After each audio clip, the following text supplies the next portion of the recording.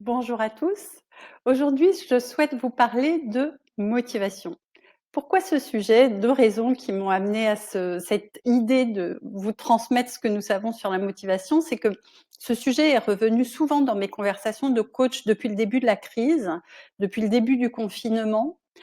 Comme si, dans cette période particulièrement chaotique, perturbée, imprévisible, incertaine, il était difficile de garder un haut niveau de motivation sur, nos tâches, et nos activités habituelles.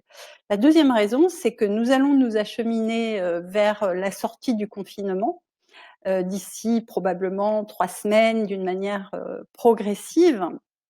Et à ce moment-là, nous aurons besoin de cœur à l'ouvrage pour rebâtir ce qui a été endommagé et probablement le rebâtir sur de nouvelles bases, et ça va nous demander, un niveau d'implication très élevé.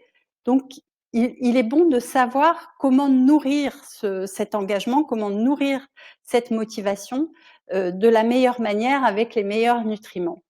Les premiers travaux qui ont été faits sur ce sujet, datent déjà des années 1970.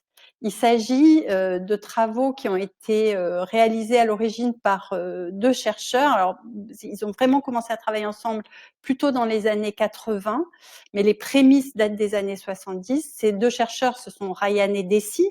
Leurs travaux, ça a été des études longitudinales de cohortes qui sont, vraiment très nourries et qui ont été enrichis par des recherches en sciences sociales émanant d'universités partout dans le monde, et notamment, je pense à l'université Joseph Fourier à Grenoble. Ryan et Deci nous disent des choses qui sont très contre-intuitives sur la motivation, et notamment que nous sommes tous nés motivés. Personne ne naît fainéant. C'est-à-dire qu'il en va des êtres humains comme de tous les êtres vivants, notre propension est de nous déployer, de développer nos talents et de relever les défis de notre environnement. Si vous regardez un enfant d'1 an qui apprend à marcher, 1001 fois il va tomber et 1002 fois il va se relever, alors que c'est compliqué, alors que c'est une épreuve, alors que c'est un grand défi, et aucun enfant n'a jamais laissé tomber. La seule chose qui pourrait, détériorer en fait la motivation qu'un être humain a dans son ADN à relever les défis, à se développer et à acquérir des compétences, eh bien c'est la réponse de l'environnement. Et là, on fait des choses, dans les entreprises, que ça soit le secteur privé, le secteur public, que ça soit dans l'enseignement, qui sont, en réalité tout à fait contre-productives. Nous avons la croyance que pour motiver des individus, il faut agiter la carotte et le bâton. C'est-à-dire faire miroiter des récompenses ou agiter la menace d'une quelconque sanction. Ceci déclenche un comportement, hein, évidemment, ne serait-ce que par évitement. Mais ça déclenche un comportement qui ne va pas s'installer dans la durée, et cette motivation est de médiocre qualité, ce qui fait que ça ne va pas être une motivation qui va non plus permettre de relever des défis. Et en fait, plus vous agitez la carotte et le bâton, et plus vous détériorez la motivation de meilleure qualité, qui est la motivation de base, qui est la motivation dite autonome. Parfois, vous trouvez le mot motivation intrinsèque.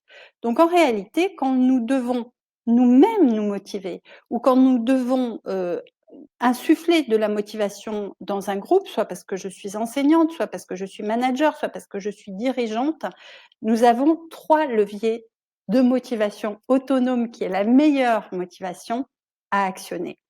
Le premier levier, et cela ne vous surprendra pas, c'est le lien, la qualité relationnelle des environnements dans lesquels nous travaillons.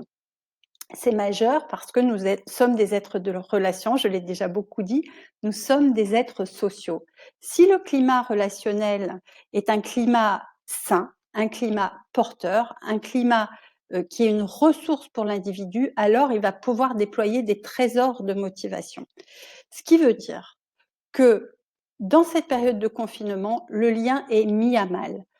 Nous avons des relations, avec nos collègues, avec nos élèves, avec mes étudiants, évidemment, des relations, à distance, hein, des relations, via, les outils, de la technologie. Bien. et en même temps, ça ne remplace pas, tout l'informel qu'il peut y avoir dans une équipe quand on se retrouve à la machine à café. Ça ne remplace pas, les conversations de cours de récré.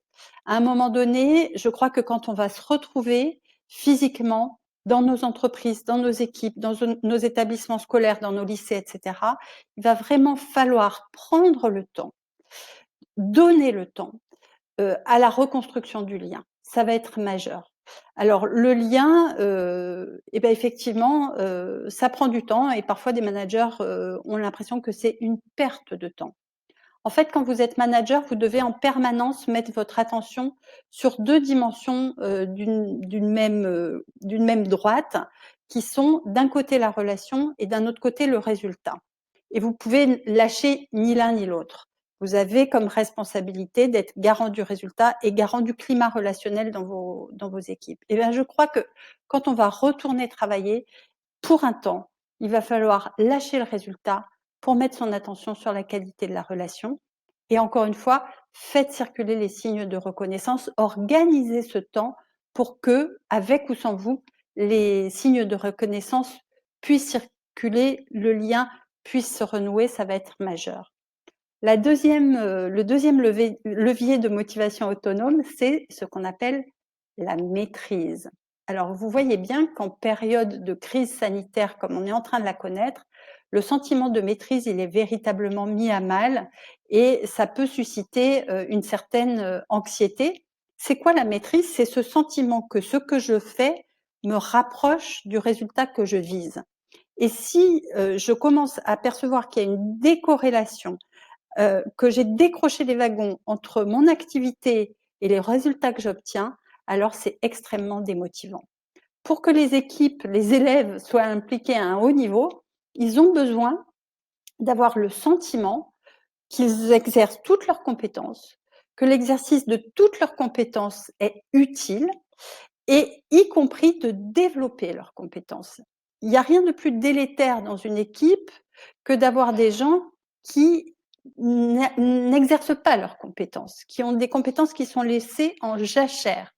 Et puis, il va falloir aller un cran plus haut, c'est-à-dire qu'il va falloir monter la barre, hein, on le voit évidemment avec les étudiants, on le voit évidemment avec les écoliers, pour que les compétences puissent se développer. Et quand vous sortez de votre zone de confort, là où vous savez tout faire, vous maîtrisez, vous avez l'habitude, là où potentiellement au bout d'un moment vous allez vous ennuyer, vous allez rentrer dans la zone de développement. Et peut-être dans cette zone de développement où vous devrez vous concentrer pour exercer votre talent et acquérir de nouveaux talents, vous allez expérimenter ce qu'on appelle le flow, qui a été décrit par un auteur qui s'appelle Mihaly Csikszentmihalyi, j'ai réussi à le dire, et qui est l'état de bien-être optimal. Hein. Donc, avoir le sentiment que l'on maîtrise, retrouver ce sentiment de maîtrise, et développer nos compétences, c'est-à-dire aller un cran plus loin que ce que nous savons déjà faire. Ce flow, les sportifs le connaissent, c'est pour ça que j'ai mis une image de sport. Les danseurs le connaissent, les artistes le connaissent, et nous pouvons très bien le connaître également au travail. Et puis, le dernier levier de motivation, mais non le moindre, c'est le sens. C'est répondre à la question: au nom de quoi est-ce que je fais les choses?